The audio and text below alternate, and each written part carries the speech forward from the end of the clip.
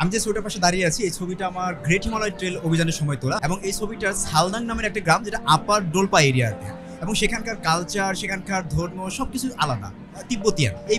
এই পেশে যে মেয়েটা দেখছেন এই মেয়েটা বুবা, কথা বলতে পারে না। সে আমাকে ডেকে ভেতর নিয়ে যায়। সে সেখানে গ্রিন হাউস প্রক্রিয়ায় কিছু সবজি চাষ করেছিল সেগুলো দেখানোর জন্য। আর এই পাশে যে আছে তার মা, অসাধারণ তাদের আতিথেয়তা ছিল। আমি তাদের সাথে অনেকটা সময় কাটিয়েছিলাম, অনেক গল্প করেছিলাম, তাদের সাথে গল্প হয়েছিল।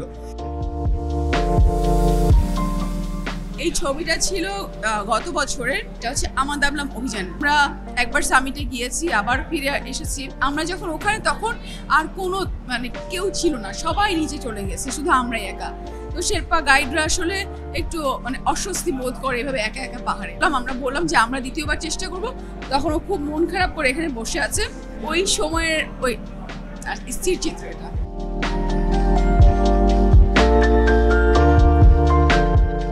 যখনই আপনি এভারেস্ট বেস ক্যাম্প ট্র্যাক করে যাবেন তখন আপনাকে এইরকম একটা আমার দাবলামে এমন একটা ভিউ আপনি পাবেন।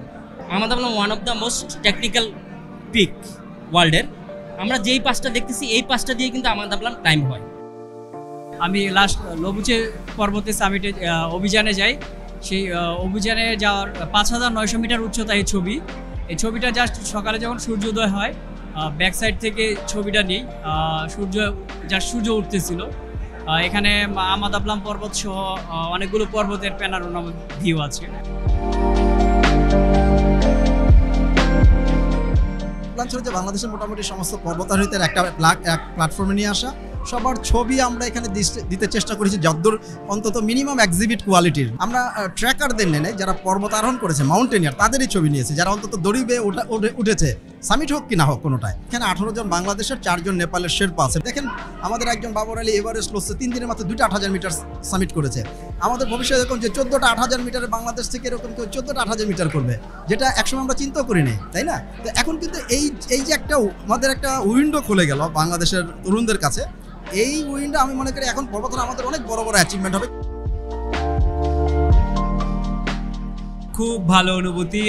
যদিও এটা ইন্টারন্যাশনাল মাউন্ট এভারেস্ট ডে উপলক্ষে অনুষ্ঠান, বাংলাদেশে যারা আসলে পর্বতারোহণের সাথে এ পর্যন্ত জড়িত সবাই এসছে। সকল এভারেস্ট সামিটার যারা দেশে এই মুহূর্তে আছেন ওনারা এসছেন।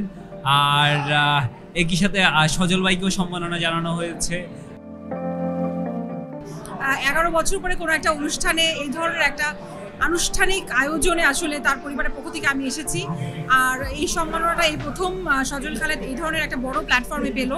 তো আমার কাছে এটা ভীষণ গর্বের এবং আমার মনে হয় যে এটা নতুন প্রজন্মের জানার জন্য একটা সুযোগ তৈরি হলো। নতুন প্রজন্ম জানবে যে পাহাড় কতটা ভালোবাসার, দেশের জন্য পাহাড়ে যাওয়া এবং জীবনটাকে সেটার সাথে যুক্ত করে রাখা। বাংলাদেশে একমাত্র পর্বতারোহী যে ওখানে থেকে গেছে। মেইন স্ট্রিম যারা জনগণ আছে তাদের জন্য আসলে ভালো, দর্শক মণ্ডলীর জন্য ভালো। তারা জানতে পারবে যে আসলে মাউন্টেনিয়ারিংটা কীরকমভাবে হয়, ওখানকার এনভায়রনমেন্টটা কেমন থাকে, ওখানে কোন মানুষগুলো থাকে, তাদের জীবনযাত্রা কীরকম, সেগুলো নিয়েই যেহেতু এই ছোটো এক্সিবিশনটা হচ্ছে।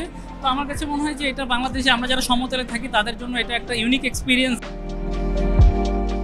ইয়াং মাউন্টেনিয়ার থেকে শুরু করে অভিজ্ঞ পর্বতারোহী সবার ছবি একই সাথে নিচে এবং চমৎকার চমৎকার ছবি। এতে করে যেটা হচ্ছে যে পুরাতন এবং নতুনের যে কম্বিনেশন এটা খুব সুন্দরভাবে ম্যাচ হচ্ছে।